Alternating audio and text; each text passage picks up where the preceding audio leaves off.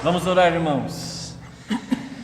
Pai eterno, neste momento, ó Pai, nós agradecemos profundamente. Podemos cantar a Santa Bíblia, cantar, ó Pai, louvar o Teu nome. Te agradecemos, ó Pai, por esse momento maravilhoso de louvar e engrandecer pelos hinos a Tua pessoa, quem Tu és. Pedimos, por favor, que nos guie através da Tua palavra. Conduz, ó Pai, o pastor Josué nessa pregação. Por favor, ó Pai, que ele possa comunicar de maneira pura, de maneira límpida a Sua palavra, ó Pai. Que nós possamos ter os corações preparados pelo Teu Santo Espírito, ó Pai, para receber essa palavra, ó Pai, com poder e eficácia, que ela venha transformar nossas vidas. Aqueles que já conhecem o Senhor Jesus como Salvador, que essa palavra venha modelar segundo a imagem de Cristo. Ó Pai, pedimos por favor, ó Pai, que não fiquemos inertes frente ao poder da Tua palavra. E aqueles que ainda não tiveram um encontro salvífico, pessoal com Jesus, ó Pai, que essa palavra venha, assim como a palavra de Jesus a Lázaro, venha produzir vida, ó Pai, e tirá-los desse estágio, dessa situação letárgica, ó Pai, de morte, de inanição, ó Pai. Por favor, ó Pai, pedimos que essa palavra venha produzir vida e fé nesses corações, a fim de que sejam salvos, ó Pai, para a Tua honra e para a Tua glória. É em nome do nosso Senhor e Salvador que oramos. Amém. Graça e paz, irmãos.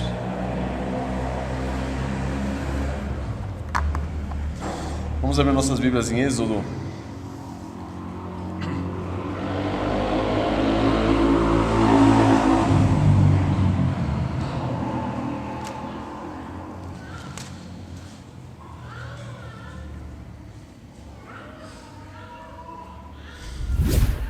Êxodo capítulo 20, versículo 1. Então falou Deus todas essas palavras: Eu sou o Senhor teu Deus, que te tirei da terra do Egito, da casa da servidão.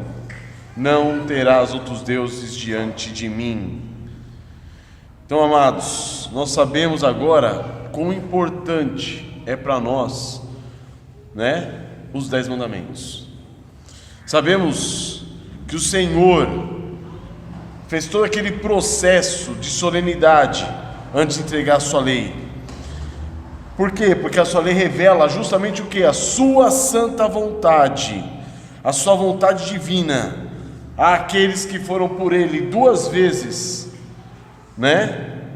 aqueles que pertencem a Ele 2 vezes. Por quê? Primeiro, uma como criaturas, e segundo, outra como resgatados por Ele da escravidão.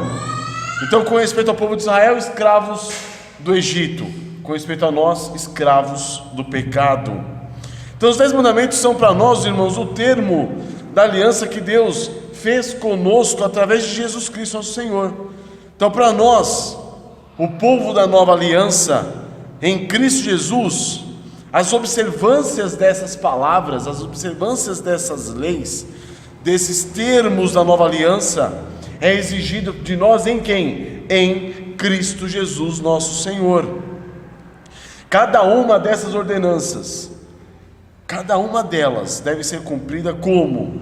Com nossa mente, coração, vontade, afeição, e não de modo meramente comportamental. Esse é o ponto.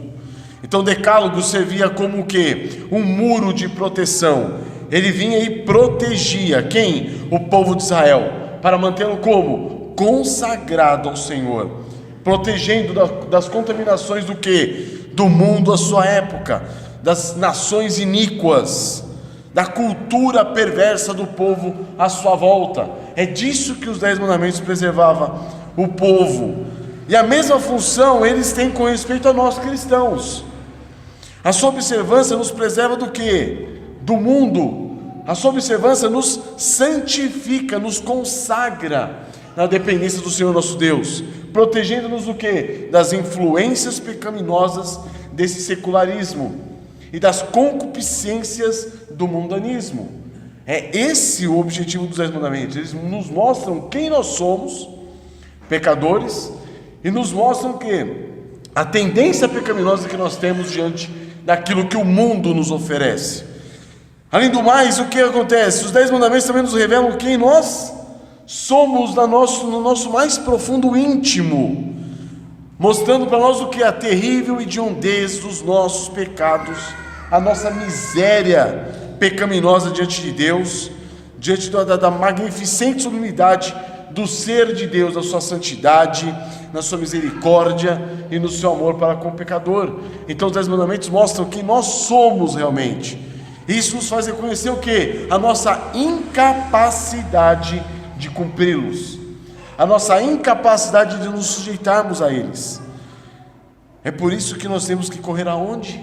Correr aos pés de Cristo Jesus, ao Senhor, em quebrantamento, em humilhação, implorando por quê? Por sua misericórdia, porque se não fosse a graça e a misericórdia do nosso Deus, que se renovam a cada manhã, nós estaríamos perdidos, porque não está em nós cumprir esses mandamentos, mas está em Deus, em Cristo Jesus, nos dar vida, de modo que nós possamos responder positivamente a esses mandamentos. Então as Sagradas Escrituras, irmãos, concedem a nós 10 mandamentos, e eles são ratificados por Cristo Jesus, nosso Senhor, no Sermão do Monte, apresentando-nos o quê? 3 propósitos principais. Qual? Primeiro, os 10 mandamentos, a lei do Senhor, ela serve para nos provar. Segundo, ela serve para fazermos o quê? Temer a Deus. E terceiro, ela nos guarda de cair em pecado. Esse é o ponto principal dos 10 mandamentos, que é o que nós vimos aqui em Êxodo mesmo, do capítulo 20, né? No capítulo 20, do versículo 18 até o versículo 20. Então que o Senhor nos ensine, irmãos, a amar a sua lei e a meditar em sua lei de dia e de noite. Para quê? Para que sejamos constantemente provados, para que sejamos constantemente confrontados com a pessoa de Deus para temê-lo, e para que sejamos livres ou preservados de cair em tentação. Amém, irmãos? Vamos curvar nossas cabeças? Pai amado, quão santa é a tua lei, quão indignos nós somos, ó Deus, até mesmo de recebê-la, de ouvi-la, de estar diante dela, Pai, porque tua lei é santa e perfeita e revela, meu Deus, o teu caráter santo, justo, perfeito, sublime, majestoso. Tem misericórdia de nós, Pai, porque somos pecadores, somos miseravelmente pecadores. E nesse processo, meu Deus, de santificação, ao qual temos passado diante da tua presença, como filhos teus e eleitos em Cristo Jesus, nós ainda vemos, ó Pai, quão presos ao pecado nós estamos. A tua lei serve, meu Pai, para mostrarmos a nossa incapacidade, a nossa miséria, a nossa vileza, ó Pai, e nos serve, ó Pai, para recorrermos a Cristo Jesus nosso Senhor, com grande salvação Tu oferecesses a nós em Jesus Cristo nosso Senhor, ó Pai. Ajuda-nos nessa manhã, meu Deus, a vermos quão idólatras somos, quão miseravelmente pecadores nós somos, quão infiéis nós somos, quão propensos estamos, ó Pai, à prostituição espiritual, pois nos vendemos, ó Deus, a qualquer outros deuses que nos ofereçam alguma coisa que nos interesse agora. Nos vendemos por prazeres momentâneos, nos vendemos, ó Pai, por interesses momentâneos. Que a tua graça, meu Deus, superabunde em nossas vidas, ó Pai, apontando nossos olhos, guiando nossos olhos para Jesus Cristo nosso Senhor, para as realidades da tua glória, para as realidades celestiais. Que não sejamos, ó Pai,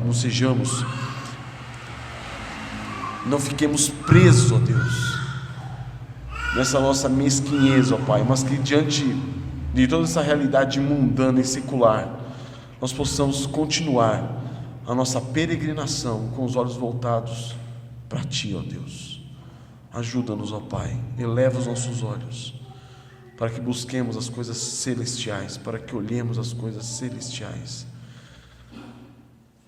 Nós te pedimos, Pai, guia os nossos olhos para Cristo Jesus, nosso Senhor, e que nós não desviemos nossos olhos dele por nada nessa vida. Preserva-nos, ó Pai, do mundo, preserva-nos, ó Pai, do secularismo, preserva-nos, ó Pai, do medo, preserva-nos, ó Pai, do terror, para que possamos estar na Tua presença, ó Deus, sabendo que fomos justificados pela graça e pela misericórdia de nosso Senhor Jesus Cristo, por amor, pelo Teu amor, meu Deus, que Tu demonstrasses a nós por Jesus Cristo, nosso Senhor, e que nesse perfeito amor nós saibamos, ó Pai, não há medo, não há terror, que possamos descansar em Ti, que dessa maneira a Tua lei já não nos traga mais medo, terror e pavor, mas possamos olhar para ela e ver quão santa e perfeita ela é, quão justa ela é, quão agradável ela é, quão maravilhosa ela é, em Jesus Cristo nosso Senhor, para a glória de Deus Pai, nós te pedimos, amém. Então, amados, o tema da mensagem de hoje é um só Deus. Um só Deus. Não há outro Deus. O Senhor Deus diz no versículo 3: não terás outros deuses diante de mim.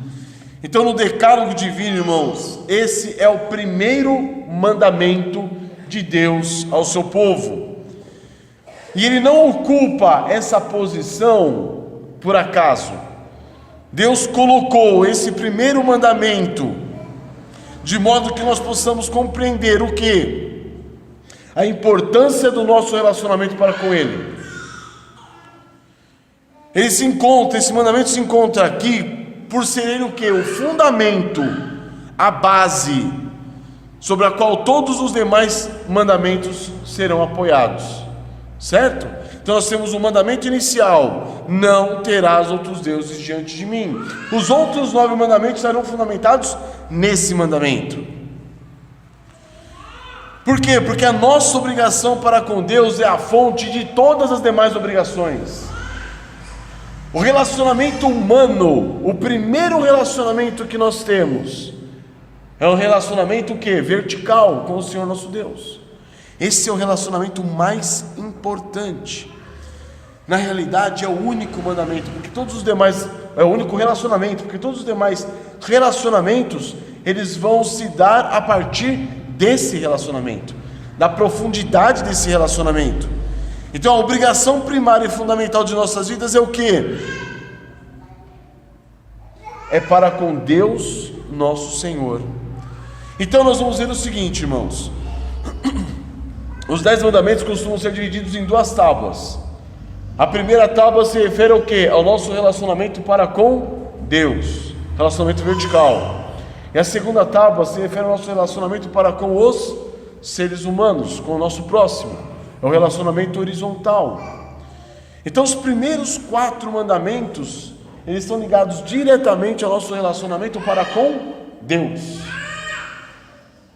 E esse é o primeiro deles. Essa é a importância do primeiro mandamento. É por isso que ele começa dizendo: não terás outros deuses diante de mim. Então nós vemos o primeiro mandamento começando com a palavra não. A lei divina, ela se inicia com uma negativa: não. Não o quê? Não revela o quê? Uma proibição. Então você não tem uma ordem direta, mas você tem o quê? Uma proibição. Você não tem uma simples ordem, você tem uma proibição. Então o primeiro mandamento não é uma simples ordenança. Ele inicia-se com o quê? Com uma proibição. E essa proibição revela o quê? A tendência natural do coração humano, como o pastor Gessé iniciou o culto hoje. Vai mostrar o quê? O pecado que está em nós. Não teria cabimento Deus falar não se não houvesse no coração humano uma tendência para o pecado. Eu vou dizer para minha filha: não pise na grama. Por quê? Porque a tendência dela é o quê? É sair correndo e pisar na grama. Não é essa a ideia? Então a questão é a seguinte: qual a tendência pecaminosa do coração humano? Criar deuses. A tendência do nosso coração. Por quê? Porque o nosso coração tem essa terrível tendência pecaminosa. Então quando Deus fala, não terás outros deuses, Ele está evidenciando a tendência pecaminosa do nosso coração. Ele está evidenciando o que nós desejamos. O que? Criar deuses. Calvino disse: o coração humano é uma fábrica do quê? De ídolos. Essa é a situação do nosso coração. Então, ao dizer não terás outros deuses, o Senhor Deus revela o quê? Que o nosso coração, o coração humano, é um coração completamente idólatra. Nós não nos satisfazemos com um só Deus. Nós não nos tranquilizamos com um só Deus. Podem ver, a maioria das culturas criaram seus deuses, e na maioria das vezes, deuses, não só um, vários. Culturas cujas religiões são o quê? São politeístas. Por quê? Porque essa é a tendência do coração humano. O coração humano não se contenta com um só Deus. Ele não se satisfaz com um só Deus. Nós desejamos, nosso coração, ele deseja, ele clama por transformar qualquer coisa ou pessoa em um Deus. Então, ao dizer não terás outros deuses, o Senhor nosso Deus revela-se como que o único e exclusivo e verdadeiro Deus. Aqui Ele está se revelando como um só Deus. Um Deus que é o que? Suficiente. Um Deus que é exclusivo. Um Deus que é soberano. Ele é criador. Ele é soberano. Ele rege o universo. Ele exige o que? Adoração exclusiva. Ele exige o que? Adoração excludente. Adoração que exclui qualquer outro tipo de Deus. Qualquer outro tipo de divindade que nós venhamos a crer ou a desenvolver, Ele vai o que? Excluir. Porque os demais deuses são o que? Simplesmente imaginários, eles não existem. Mas a nossa tendência é o que? É criar deuses e confiar nesses deuses que não existem. Essa é a nossa tendência. Mas Deus está dizendo aqui: eu sou Deus e não há outro. Abram comigo Isaías 46, verso 9.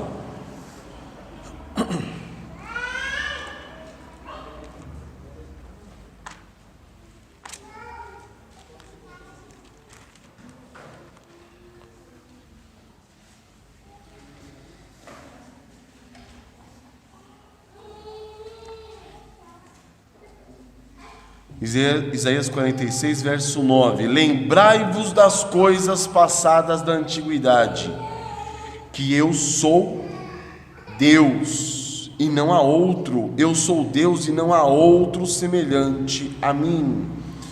Então Deus está dizendo que não existe outro, eu sou Deus e não há outro. Então, quando nós lemos não terás outros deuses diante de mim, fica muito claro que, primeiro, nós somos pecadores e temos a tendência de criar outros deuses e confiar nesses deuses que nós desenvolvemos. Segundo, Deus está dizendo: não existe outro Deus. Não existe outro Deus. Eu sou o único Deus. Os deuses que vocês trouxerem diante de mim são deuses que vocês criaram. E aí ele continua: não terás outros deuses o que? Diante de mim. Então essa frase, irmãos, essa expressão, diante de mim, no hebraico, ela está como pané, que provém da mesma raiz da palavra Peniel, aquela de Gênesis 32, lembram quando Jacó luta com Deus? E quando ele termina a luta, ele chama aquele lugar do que? De Peniel, porque ele fala, vi Deus face a face, e não morri. Então essa o significado dessa palavra, dessa expressão, diante de mim, vi a Deus face a face.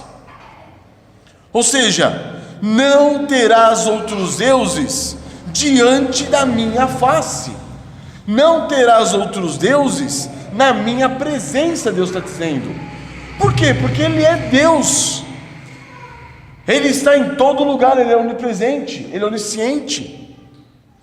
Então quando Deus fala assim, diante de mim, está dizendo, na minha face, na minha frente, perante mim, na minha presença. Não tenha outros deuses na minha presença, diante de mim, na minha face, porque Ele está constantemente contemplando cada um de nós. É por isso que nas Sagradas Escrituras, irmãos, a idolatria é tratada como o quê? Como adultério. Por quê que idolatria é tratada como adultério? Se nós virmos em Ezequiel 23:37, diz, porque adulteraram, e nas suas mãos a culpa de sangue, com seus ídolos adulteraram, e até os seus filhos que me geraram, ofereceram a eles para serem consumidos pelo fogo. Ezequiel 23:37. O que está sendo dito com isso? Eles adulteraram contra mim, com outros ídolos, Deus está dizendo. Por quê? Porque nós somos criaturas redimidas pelo sangue do Cordeiro. Nós fomos salvos por Cristo Jesus nosso Senhor.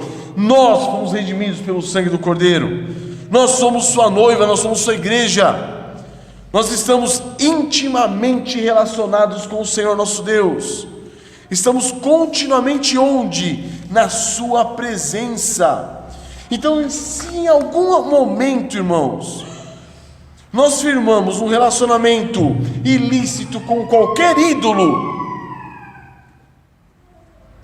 se em algum momento nós nos rendemos a uma adoração idólatra, é como se nós trouxéssemos para nossa casa uma outra mulher e diante da nossa esposa fizéssemos carícias sensuais a ela. Ou como se uma mulher trouxesse para sua própria casa um outro homem e diante de seu marido fizesse carícias sensuais nesse outro homem. Essa é a relação. Porque a relação do adultério e da prostituição, ele acontece às ocultas. O adultério e a prostituição ocorrem às ocultas. Agora, diante de Deus não tem como a idolatria ocorrer às ocultas. Não tem como você se relacionar com outros deuses escondidos da face do Senhor. Não dá.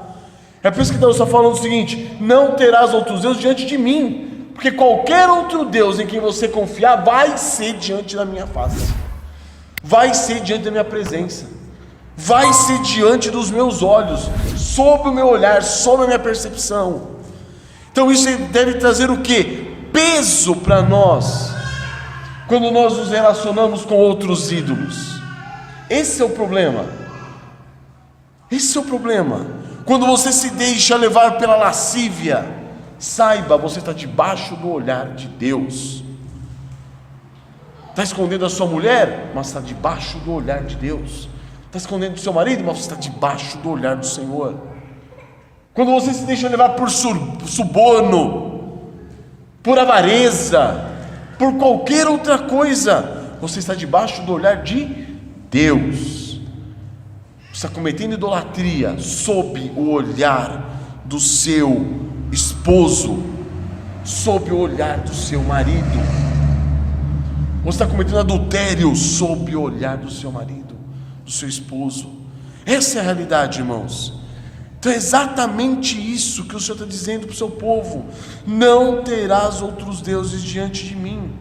Deus fez uma aliança com aquele povo, uma aliança matrimonial, como Cristo fez conosco, a sua igreja. Nós temos uma relação matrimonial com Ele. Ele é o nosso Senhor, Ele é o nosso marido, Ele é o nosso Deus, e estamos na sua presença continuamente. Então qualquer relacionamento idólatra, qualquer relacionamento com outro Deus, vai ser considerado o quê? Grave traição. Vai ser considerado o quê? Uma traição absurda, uma traição descarada, porque não é uma traição oculta, uma traição escondida, porque não dá para trair o Senhor nosso Deus de maneira oculta. Nós estamos na sua presença continuamente.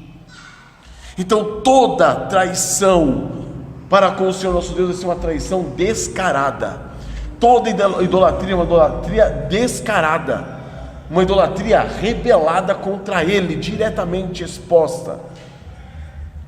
Percebem a gravidade dessa relação idólatra com outros deuses?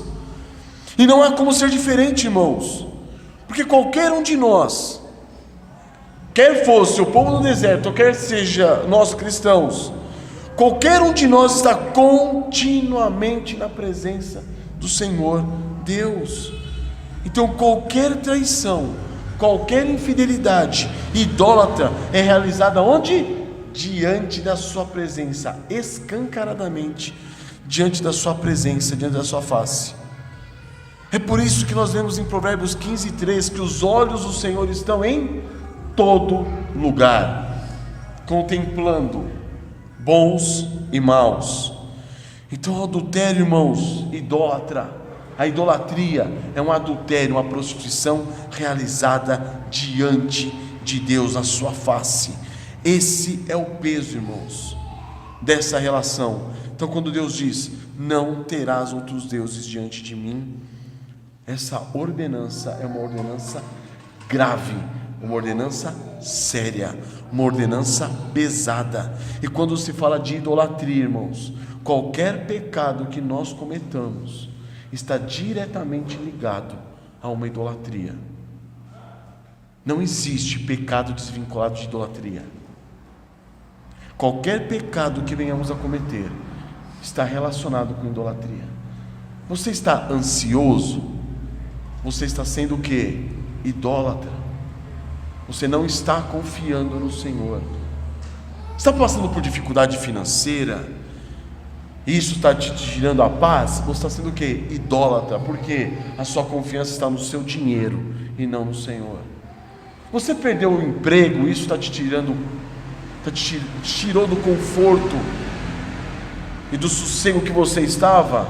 Isso mostra o quê? Que o seu conforto, o seu sossego estava confiado onde? Depositado onde? No seu emprego e não no Senhor. Você está doente e isso está te deixando completamente preocupado, e você está perdendo a paz, a tranquilidade diante de Deus. Você está sendo o quê? Idólatra, confiando no quê? Na sua saúde, ao invés de confiar no Senhor, confiando na sua força.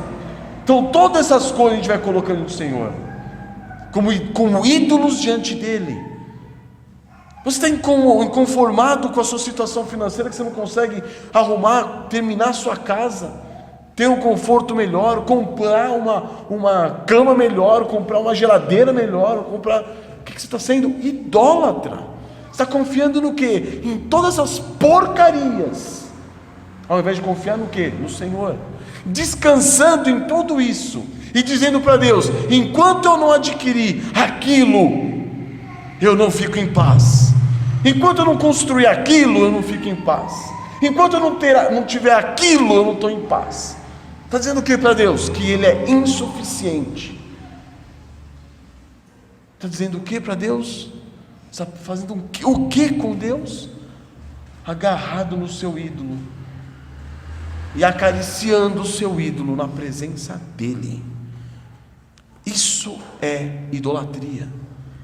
Idolatria não é o que a Igreja Católica faz. Aquilo lá é um pouquinho de idolatria. A idolatria está no nosso coração.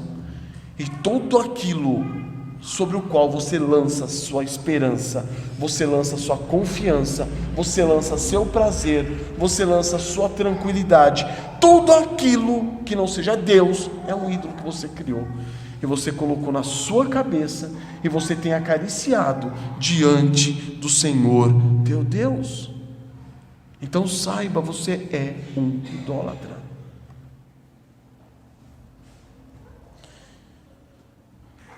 Então, amados, quando Deus fala, não terás outros deuses diante de mim, isso significa, não adore a nada nem a ninguém além de mim. Não confie em nada nem em ninguém além de mim. Não lance a sua esperança em nada nem em ninguém além de mim. Não tenha o seu conforto, o seu consolo em nada, nem em ninguém além de mim. É isso que Deus está falando. Todo o nosso ser deve estar imbuído de quem? De quem Deus é. Nós estamos passando por essa situação hoje, política, social, sanitária. Tudo isso tem que tirar da paz de um monte de gente. Você está com a paz confiada em quem? Em quem? Em quem está a sua paz? Em quem está a sua confiança? Em quem? Esse é o ponto. Situação política, estamos vendo manobras e mais manobras corruptas, absurdas, sendo feitas no nosso país por altos magistrados. E você vai falar assim, vou confiar em quem? Quem disse que você é para confiar neles? Quem disse que é para confiar no nosso presidente, em nossos juízes, em nossos magistrados? É para confiarmos em quem? No Senhor nosso Deus. Mas em breve entrará aqui um regime político que vai ser nojento, absurdo, esquerdista, contrário à lei de Deus. A confiança nossa está em quem? Em Deus. O mundo está se desfazendo, um monte de pessoas morrendo diariamente, com o negócio de Covid, disso, daquilo. Sua confiança está em quem? Em Deus. Estão percebendo? Quantos pecados que nós temos mantido em nosso lar, no lar do nosso coração, no recôndito do nosso coração, e temos acariciado esses ídolos diante de quem? Da face de Deus. Que absurdo que é esse, irmãos? Que absurdo que é esse? Isso se chama o quê? Idolatria. Isso se chama o quê? Adultério espiritual. Por quê? Porque o nosso amor não está direcionado exclusivamente para Deus. A nossa devoção não está direcionada diretamente para Deus, única e exclusivamente para Ele. A nossa reverência não está direcionada única e exclusivamente para o Senhor nosso Deus. A nossa esperança não está direcionada única e exclusivamente para o Senhor nosso Deus. Não está. Não está. A sua fé, você tem confiado em muitas outras coisas que não são o Senhor teu Deus. Entendam, a fé é algo exclusivo de Deus. Se você crer e confiar em alguma outra coisa, você está sendo o quê? Um idólatra. A fé é exigência exclusiva do Senhor nosso Deus. E a fé, no que eu digo, quesito confiança. Ou você confia nele, ou você confia em qualquer outra coisa. Você vai confiar nos seus recursos, você vai confiar no seu poder, na sua saúde, na sua metodologia. Você vai confiar em qualquer coisa, mas não no Senhor. E qualquer coisa em que você confiar, você está usando aquilo como um ídolo diante da presença dele. Essa é a profundidade da idolatria. E nessa profundidade da idolatria, irmãos, nenhum de nós escapa. Todos nós somos o quê? Condenados diante dela. Porque todos nós somos idólatras. Num grau maior ou num grau menor. Todos somos idólatras e todos necessitamos o quê? Continuamente do reconhecimento desse pecado maldito, de arrependimento e de conversão. Porque quando eu sou quando eu sou pego confiando no meu dinheiro, até o propósito de Deus através do Espírito Santo é me levar a ver o seguinte: meu Deus, eu estava sendo o quê? Idólatra. Desvia o olhar do seu dinheiro e olha para Deus. Quando Deus nos dá uma doença, e Ele o faz, é para tirarmos os olhos de quem? De nós mesmos, de confiarmos em nós mesmos, no nosso poder, na nossa força. Para quê? Para que você olhe e fale assim: Senhor, eu estava sendo idólatra, confiando em quê? Nas minhas próprias forças. Isso tem que te levar ao quebrantamento, ao arrependimento e voltar-se ao Senhor. Essa é a realidade. Essa é a realidade. Quando Ele tira o seu conforto, e aí você começa a não ter mais condições de comprar carne, por exemplo, não é isso? Ou sua cama já não está mais daquele jeito que você gostaria, está amanhecendo quebrado. Sofá já não tem, está furado já.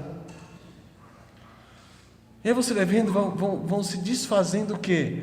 Os confortos da sua vida. Vai se desfazendo os confortos de sua vida. Para quê? Para que você entenda que a sua vida não está centralizada em você mesmo. E para que você se contente como Paulo, que olhou para as circunstâncias e falou assim: eu me contento em toda e qualquer circunstância. Por quê? Porque ele se contentava em quem? Em Deus. Ele não se contentava nas circunstâncias dele. Porque se ele se contentasse com as circunstâncias dele, ele estava sendo o quê? Um idólatra. É por isso que você não tem paz, é por isso que você não tem alegria, é por isso que você não tem prazer nas coisas que Deus está te dando, por mais precárias que sejam, por mais absurdo que seja.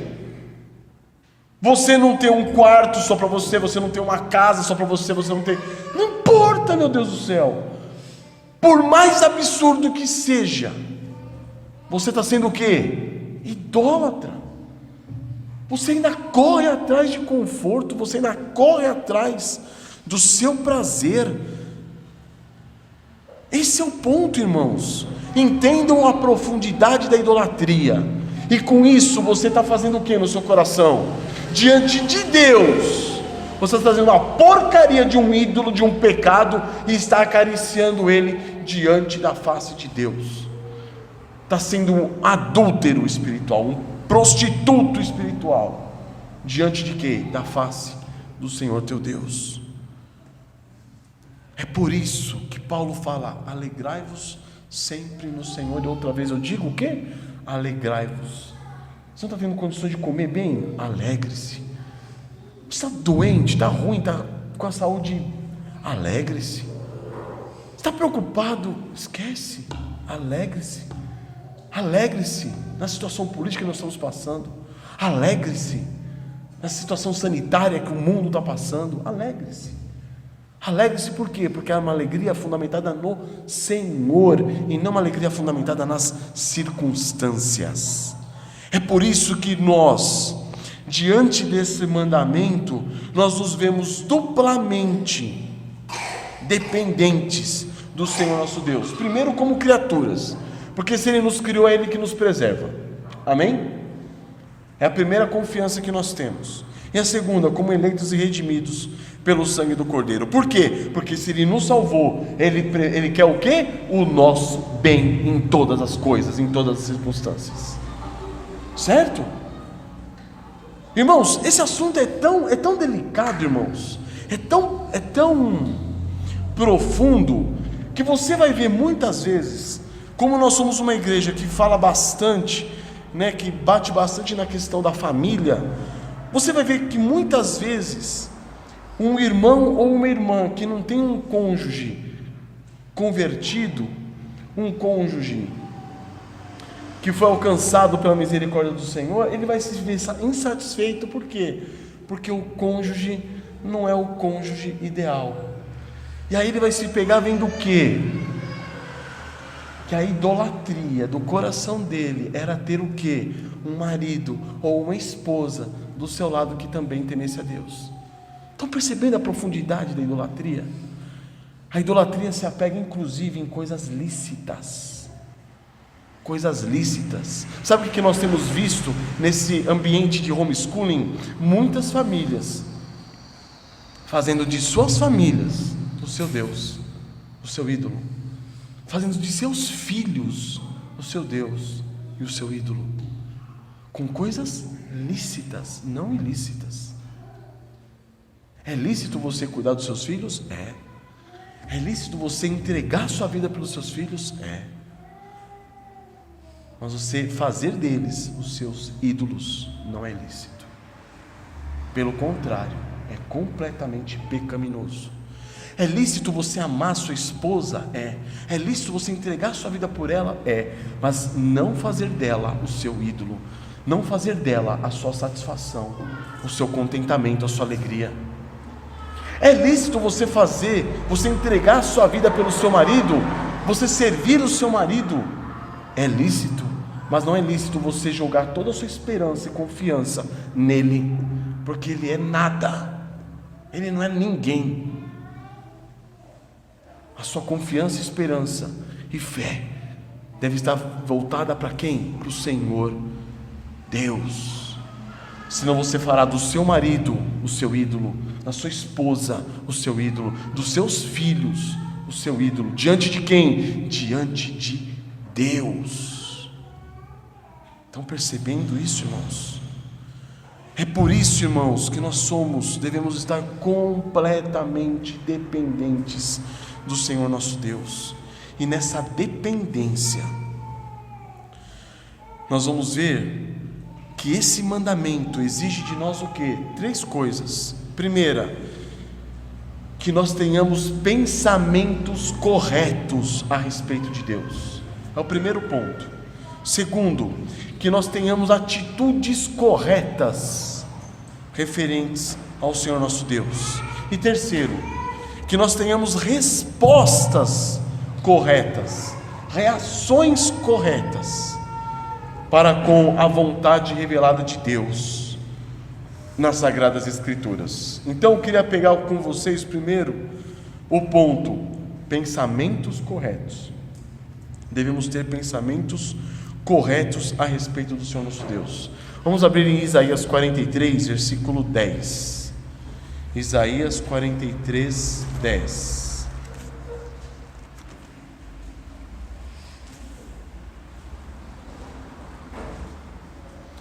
Isaías 43, 10.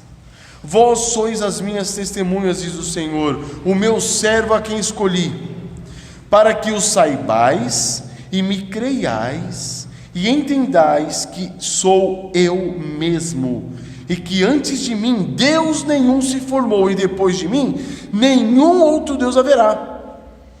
11. Eu sou o Senhor, e fora de mim não há Salvador. 12. Eu anunciei salvação, realizei-a e a fiz ouvir. Deus estranho não houve entre vós, pois vós sois as minhas testemunhas, diz o Senhor. Eu sou Deus. 13. Ainda antes que houvesse dia, eu era, e nenhum há que possa livrar alguém das minhas mãos.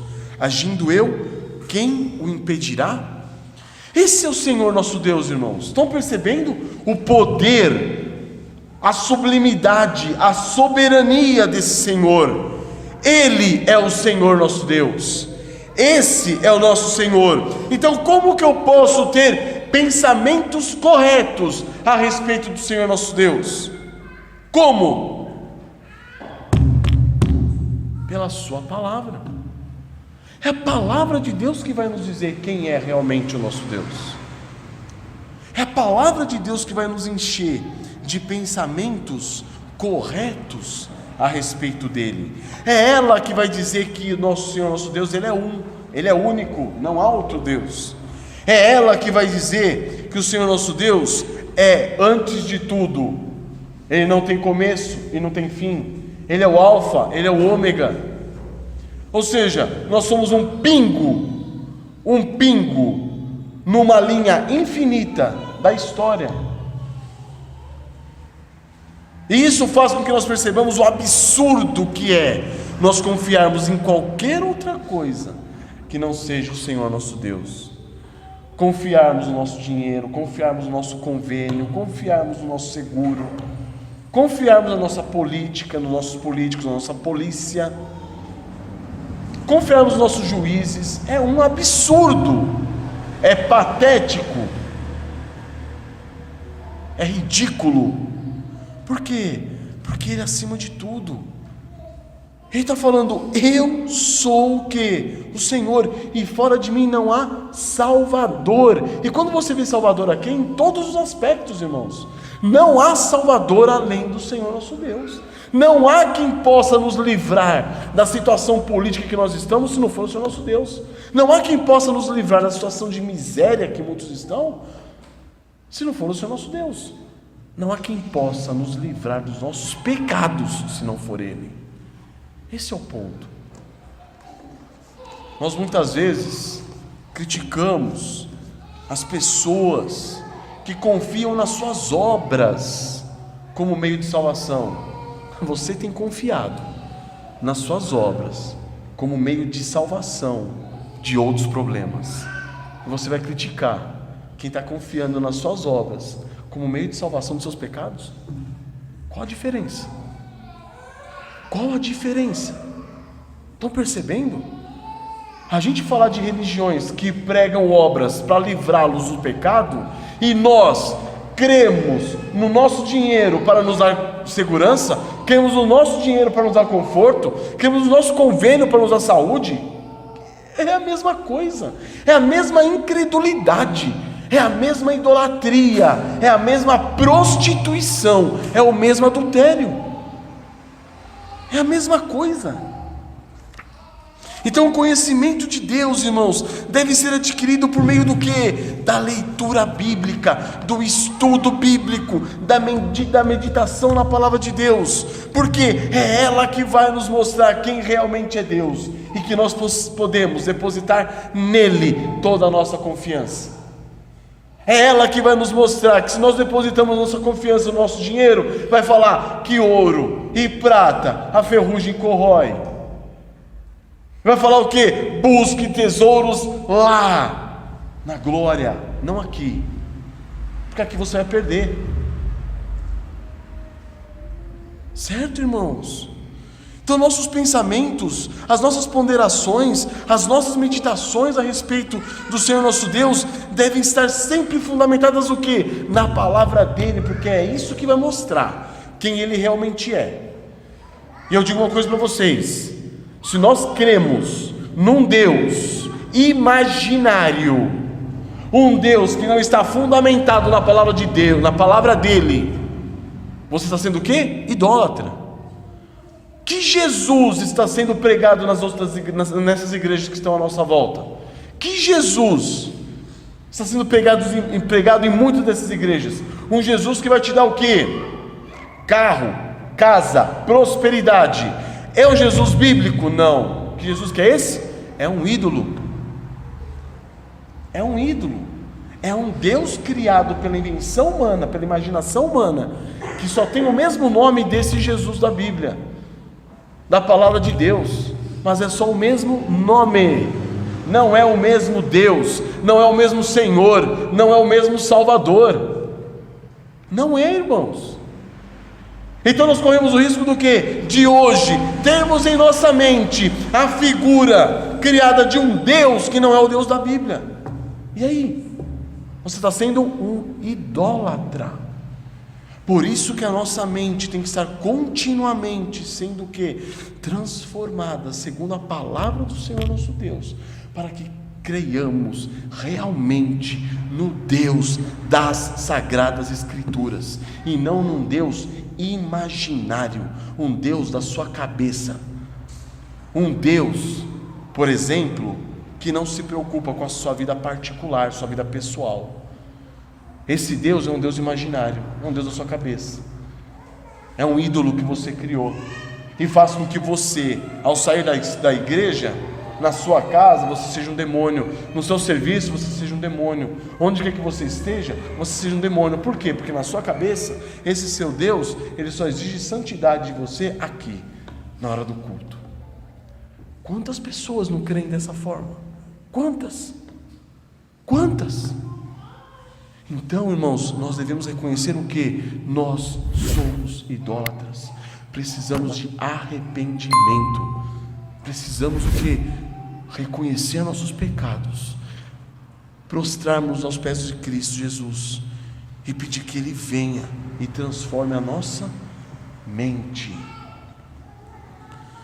Em Oséias capítulo 4 versículo 6 diz: o meu povo está sendo destruído porque lhe falta o quê? Conhecimento. Conhecimento de quem? De quem Deus é. E no versículo 12 está dizendo: o meu povo consulta o seu pedaço de madeira, e a sua vara lhe dá respostas, porque um espírito de prostituição os enganou, eles, prostituindo-se, abandonaram o seu Deus. Oséias 4:12. Então, amados irmãos, essa é a nossa realidade. Muitas vezes nós consultamos quem? Ao Senhor em oração? Não, nós preferimos consultar a nossa conta. Tem um irmão passando necessidade, e você fala: Senhor amado, posso ajudar esse irmão? Devo ajudar esse irmão? E ao invés de você dobrar o joelho e pedir ao Senhor orientação, você vai ver a sua conta, para ver se paga, se dá para sobrar um pouquinho esse mês, aí você ajuda o seu irmão. Estão percebendo? No que você está confiando? É no Senhor ou no seu dinheiro? Percebe? Irmãos, em Oséias 13:4 diz: todavia eu, o Senhor teu Deus, desde a terra do Egito, portanto, não conhecerás outro Deus além de mim, porque não há Salvador senão eu. Ele é quem pode nos salvar, primeira e magnificamente do que? Do pecado, na nossa condição miseravelmente pecadora. Segundo, é Ele quem pode te salvar do que? Do seu drama, da sua preocupação, das suas ansiedades, das suas depressões, da sua insatisfação, da sua tristeza, da sua incompreensão. É Ele que pode salvar de tudo isso daí. Mudando o que? A circunstância? Não, mudando a sua mente, mudando o seu coração, para que, como Paulo, você possa dizer: independentemente das circunstâncias, independentemente se eu vou estar com salário, com emprego, com salário, com saúde, com força, com vigor, independentemente de qualquer coisa, eu estou alegre nele, eu estou satisfeito nele, eu estou tranquilo nele. É essa a realidade, irmãos. Por isso que eu tenho falado, irmãos, e torno a dizer: nós somos o quê? Idólatras. Arrependamo-nos de nossa idolatria. Nós devemos, irmãos, ter a nossa mente transformada para que tenhamos pensamentos corretos a respeito de Deus. Nós devemos pensar continuamente em Deus e guardá-lo sempre em nossa mente. Um pensamento sujeito à sua palavra, para que nós tenhamos o que? Pensamentos corretos a respeito dele. Para que nós tenhamos pensamentos corretos a respeito dele, nós devemos encher o que? As nossas mentes de meditações submissas à palavra do Senhor. Em Malaquias 3,16 diz: então os que temiam ao Senhor falavam uns aos outros, o Senhor atentava e ouvia, havia um memorial escrito diante dele, para os que temem ao Senhor e para os que se lembram do seu nome. Malaquias 3,16. Então, irmãos, os nossos pensamentos devem estar o quê?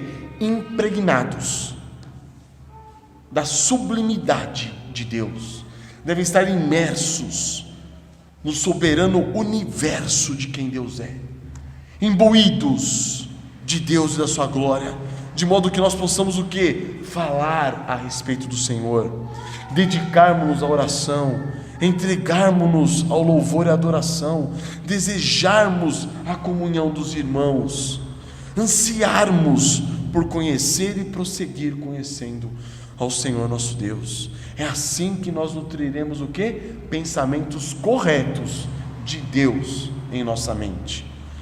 É assim que nós evitaremos pensamentos incorretos, irreais a respeito de Deus, que nos levam aonde? À idolatria e ao pecado. Amém? Esse é o primeiro ponto, pensamentos corretos.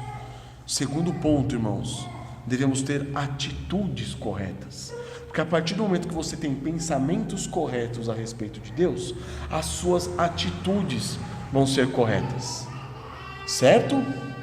Tudo bem? Se você tem pensamentos incorretos, você não vai ter atitudes corretas. Por quê? Porque a nossa vida, a sua vida, ela é vivida a partir do quê? Dos princípios que você nutre em sua mente, certo? Não adianta eu falar assim, eu confio em Deus em todas as coisas, em todas as circunstâncias, em todas as situações. Amanhã você perde o emprego, meu Deus do céu. Aí você vai ver que você confia em quem? Não é em Deus. Você fala que você confia nele exclusivamente. Você fala que você descansa nele exclusivamente. Você fala, mas na prática, você não confia nele totalmente. E aí a sua atitude, a sua prática vai revelar que você não tem pensamentos corretos a respeito de Deus, ou que, apesar de você ter pensamentos corretos, aqueles pensamentos não entraram em você de modo a transformar as suas atitudes. São pensamentos que estão o quê? Passando pela sua cabeça, mas não foram comprados por você. Isso acontece claro e plenamente com respeito à doutrina da depravação total, irmãos. É impressionante como nós fazemos isso. Nós falamos, nós somos totalmente depravados, o nosso ser foi contaminado pelo pecado. Não há uma parte do ser humano santa, justa e perfeita que não esteja contaminada pelo pecado. Só que quando alguém chega e fala assim, você pecou, você fala, eu?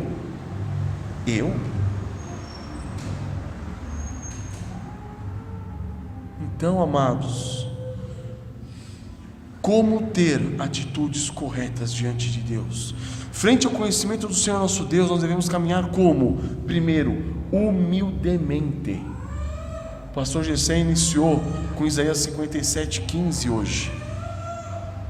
Em Miqueias, capítulo 6, versículo 8, Deus diz o seguinte, Ele te declarou, ó homem, o que é bom, e que é o que o Senhor pede de ti, que pratiques a justiça, ames a misericórdia e andes humildemente com o Senhor teu Deus. A humildade, então, ela é fruto de alguém que tem o quê? Um pensamento correto a respeito de Deus, consequentemente um pensamento correto a respeito de si mesmo. E aí essa pessoa vai ser o quê? Humilde. Essa pessoa vai ser o quê? Quebrantada. Essa pessoa vai ser o quê? Alguém humilhada na presença do Senhor Deus. Ela vai ser contrita.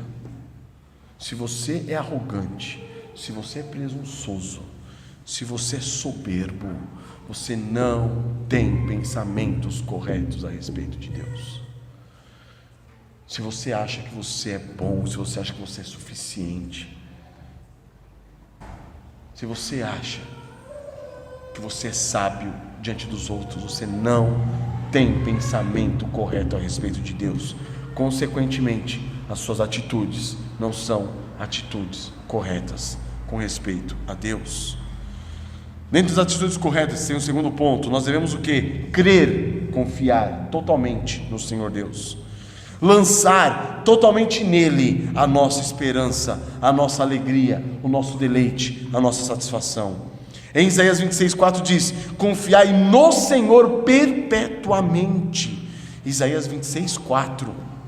Porque o Senhor Deus é uma rocha eterna. No Salmo 130, versos 6 e verso 7 diz: a minha alma anseia pelo Senhor mais do que os guardas pelo romper da manhã.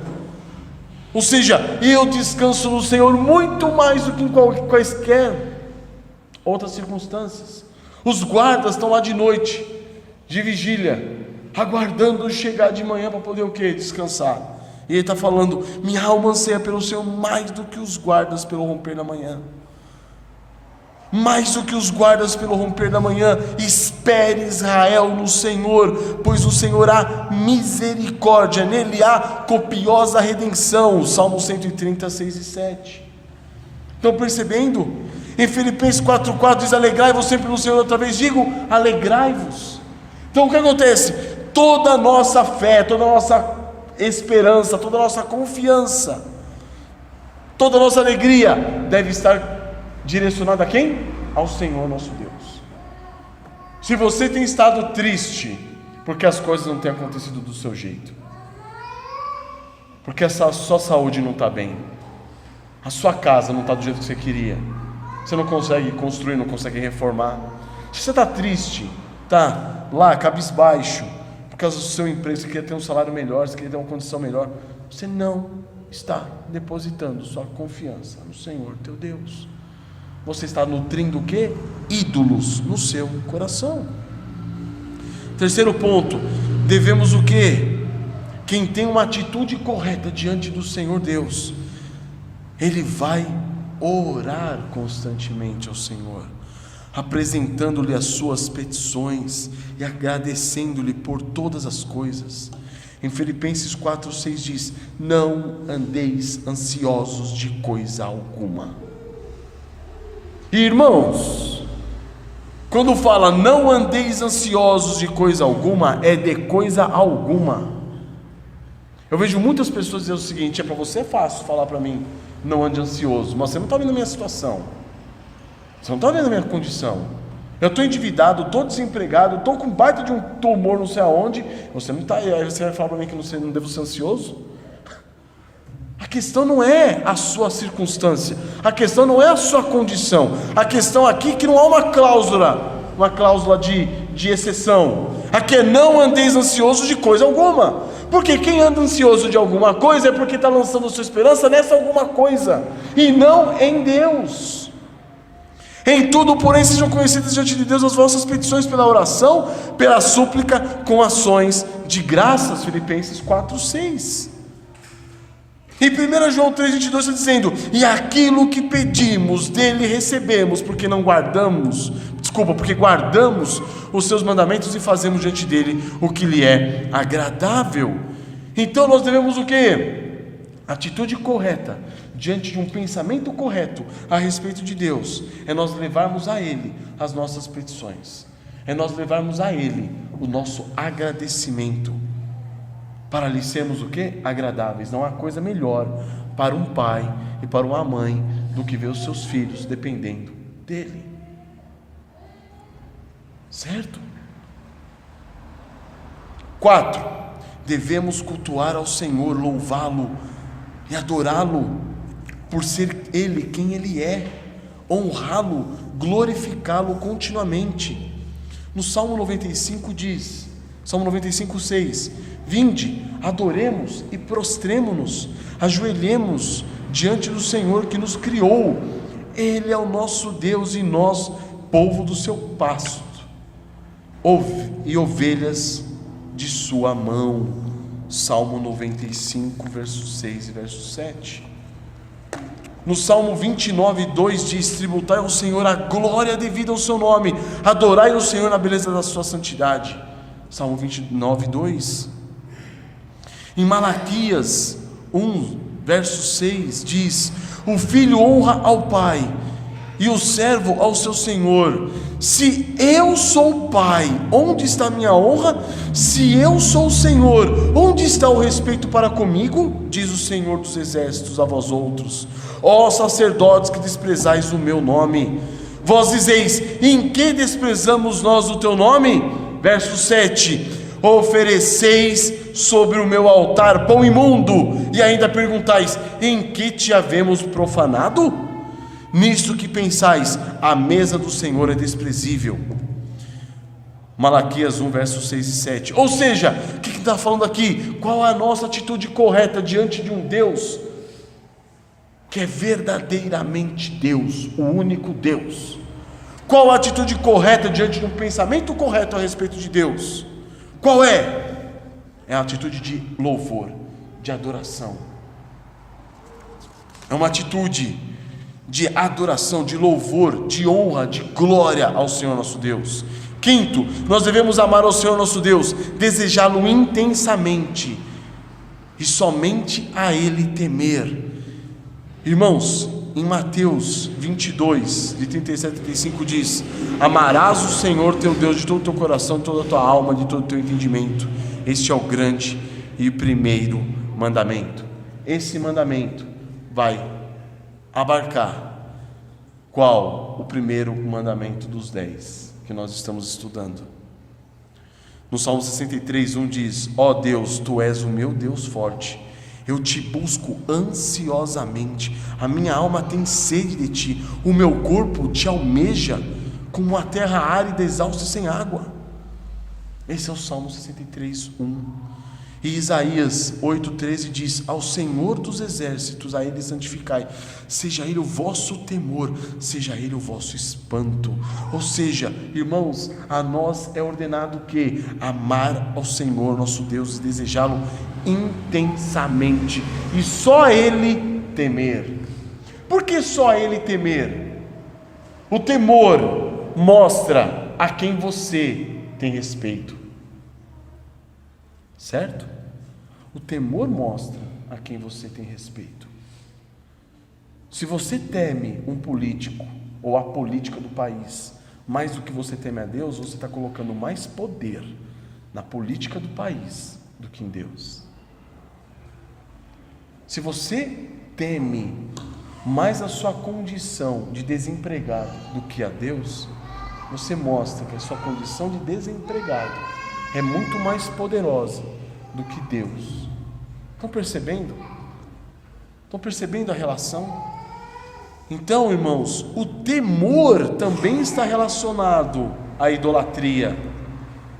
Se nós nos propusermos a temer algo que não seja o Senhor nosso Deus, nós estamos o quê? Atribuindo a esse algo poder mais elevado do que Deus.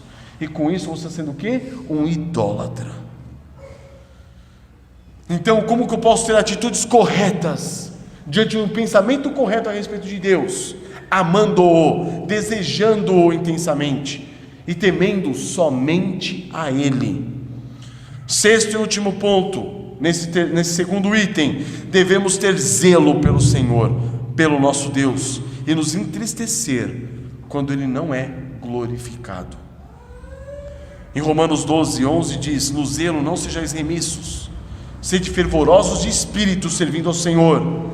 No Salmo 119, 136 diz: torrentes de águas nascem dos meus olhos, porque os homens não guardam a tua lei. O salmista dizendo: eu tenho chorado, eu tenho pranteado, eu tenho me desesperado ao ver o quê? Que os homens não guardam a tua lei, que os homens não glorificam o teu santo nome, que os homens estão entristecendo a ti. Esse é o fundamento, inclusive, daquela ordenança que diz respeito ao dia do Senhor. Ao dia do Senhor, eu tenho que me entristecer por ver as pessoas profanando o dia do Senhor. Eu tenho que me entristecer vendo que as pessoas não estão se voltando para o Senhor meu Deus. Uma tristeza que não só alcance elas com dó delas, por misericórdia delas, mas uma tristeza que, com respeito ao zelo que eu devo ter com referente a Deus, ele está sendo o quê? Vituperado, ele está sendo o quê? Profanado. E o terceiro e último item, irmãos, além dos pensamentos corretos e das atitudes corretas, nós devemos ter respostas corretas à vontade revelada de Deus. O que seriam essas respostas corretas? Seriam o quê? Suas reações corretas. Quais são as suas reações? Elas têm sido reações corretas às circunstâncias? Ou seja, quando você se depara com a vontade revelada de Deus, você tem se sujeitado totalmente a ela? Tiago 4,7 diz: sujeitai-vos portanto a Deus, mas resisti a quem? Ao diabo, e ele fugirá de vós. Sujeite-se a Deus, ao diabo você resiste. Mas quantas vezes temos resistido a Deus e a sua vontade? E o segundo ponto, devemos responder o quê? Em submissão e total obediência à sua santa vontade revelada. Jeremias 7,23 diz: mas isto lhes ordenei dizendo: dai ouvidos à minha voz, e eu serei o vosso Deus, e vós sereis o meu povo. Andai em todo o caminho que eu vos ordeno, para que vos vá bem. O grande problema nosso é o seguinte: nós achamos que sabemos o que é bom, nós achamos que sabemos o que é melhor para nós, e quando a vontade de Deus é revelada nas suas sagradas escrituras, você fala assim: ah não, isso daqui não é bem assim não. E aí você está fazendo o quê? Tendo reações incorretas. Por quê? Porque você não está tendo pensamentos corretos a respeito de Deus, e muito menos atitudes corretas a respeito dele. Amém, irmãos? Entenderam a situação? Então eu queria tratar esses 3 pontos, que são iniciais, para que nós possamos compreender quem é o Senhor nosso Deus, e de que maneira nós podemos, conhecendo a Ele, lutarmos contra os ídolos, resistirmos ao diabo e lutarmos contra os ídolos que nós alimentamos, nós criamos e alimentamos em nossos corações. Que nós compreendamos que nós somos o quê? Idólatras. Nós somos idólatras. Nós devemos compreender que a idolatria, ela vai o quê? Nos levar cada vez mais distantes do Senhor nosso Deus. Ela vai nos conduzir numa distância cada vez maior. Ela vai o quê? Quebrar esse relacionamento, que é o principal relacionamento com Deus, que é o relacionamento vertical. Ela vai interromper, porque ela é como o quê? Uma prostituição, ela é como um adultério. É por isso que Jesus exige de nós, irmãos, integridade. É por isso que a gente tem que parar para pensar. Nós vimos o versículo anterior, versículo 2 de Êxodo 20, falando o que? Eu sou o Senhor teu Deus que te tira da terra do Egito. E a pergunta que eu faço para você é: a quem você serve? A quem você está servindo? Percebem a relação? A quem você está servindo? Você está disposto a servir o Senhor, o teu Deus, que te tirou da terra do Egito? É uma relação de serviço. Por que é uma relação de serviço? Porque quando eu crio um ídolo e começo a confiar nele, é porque eu não estou sendo servido de acordo com o modo como eu queria ser servido. Percebem? Vocês vão perceber que é uma relação de serviço. Quando eu crio um ídolo, é porque eu estou querendo ser servido, e aí eu consequentemente deixo de servir o Senhor. Mas a ordem do Senhor é: eu sou o Senhor vosso Deus que vos tira da terra do Egito. Ou seja, eu sou o Senhor, você tem que servir a mim. Então não deixa de ser uma rebelião contra Deus. É por isso que é tão difícil Lucas 9:23, quando Jesus fala para você o quê? Negue-se a si mesmo. Você quer me seguir? Negue-se a si mesmo. Tome cada dia a sua cruz e me siga. Por quê? Porque isso vai contra essa atitude, essa disposição, quebra qualquer ídolo. Essa disposição quebra todos os ídolos. Quando você nega você mesmo, você acabou com os seus ídolos. Porque todos os nossos ídolos estão fundamentados no quê? No meu eu, no que eu quero, no que eu penso, na minha sabedoria, no meu jeito. É do meu jeito, tem que ser da minha maneira. Está focalizado em quem? Eu e eu. Então quando Jesus diz, negue-se a si mesmo, tome a sua cruz e me siga, aí você vai estar apto a quê? A me seguir. Aí você estará apto a me servir. Entendem, irmãos? Deus está dizendo para o povo de Israel, eu sou o Senhor teu Deus que te tira da terra do Egito. Ou seja, eu livrei vocês, eu salvei vocês. Mas para quê? Para que vocês me sirvam. O Senhor Jesus Cristo veio, tomou a sua cruz, negou a si mesmo e morreu na cruz do Calvário por quem? Por você, por mim. Para quê? Para que nós o sirvamos, para que nós agora, na dependência dele, façamos a mesma coisa, vivamos uma vida abnegada, uma vida que negue-se a si mesmo, que tome a sua cruz e o siga.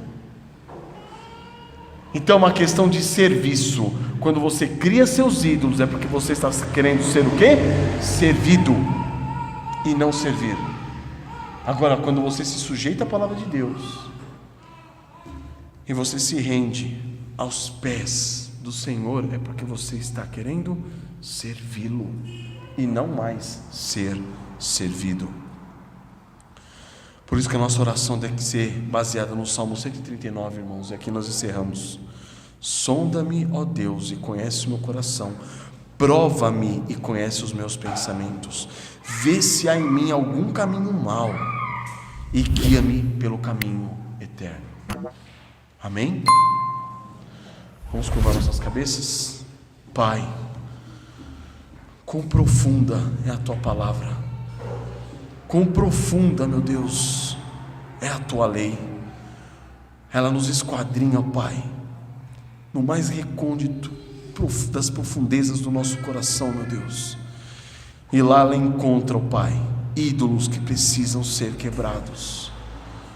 Senhor amado, não permita que vivamos uma vida medíocre na tua presença, uma vida onde era para nós gozarmos da tua santidade, do relacionamento santo e perfeito para contigo, um relacionamento matrimonial por meio da salvação que tu nos concedeste através de Jesus Cristo nosso Senhor. Nós que era para nos vermos, meu Deus, como uma igreja, a igreja que está continuamente sendo ataviada, sendo conservada, preservada para as bodas do Cordeiro.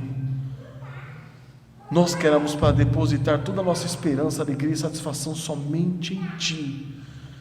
Temos vivido vidas medíocres, ó Pai. Senhor, esquadrinha nossos corações e mostra-nos, revela nossos ídolos, ó Pai, e quebra-os pelo poder do Teu Santo Espírito. Transforma as nossas mentes, ó Pai, leva-nos às Suas Sagradas Escrituras para que possamos conhecer a Ti cada dia mais, ó Pai, conhecer quem Tu és, e assim podemos depositar sobre Ti, meu Deus, toda a nossa confiança e esperança. Ajuda-nos, ó Pai, para que nós descansemos na gloriosa soberania da Tua pessoa, sabendo que Tu estás à frente de tudo, Tu és soberano e Tu nos guias para o nosso próprio benefício, para o benefício daqueles que creem no Teu santo nome. Somos preservados por Ti, ó Pai, porque se dependêssemos de nós estaríamos perdidos. Louvado seja o Teu nome, engrandecido sejas Tu, ó Pai. Que o nosso amor, nossa devoção seja somente a Ti, que o nosso temor e reverência seja somente a Ti, que sejamos dispostos sempre a oferecer a Ti louvor e adoração, honra e glória à Tua pessoa, e que possamos, ó Pai, dia após dia, negarmos a nós mesmos e tomarmos a nossa cruz, quebrando todos os ídolos que estão na Tua presença, para que diante de Ti sejamos um povo exclusivamente Seu, zeloso de boas obras. Que o Teu nome seja glorificado em nossa vida, Pai, que o Teu nome seja glorificado em nossa igreja. Obrigado por essa manhã e por esse estudo, meu Deus. toca os nossos corações e transforma nossas mentes para que o seu nome seja glorificado, Pai. Em nome do Senhor Jesus. Amém.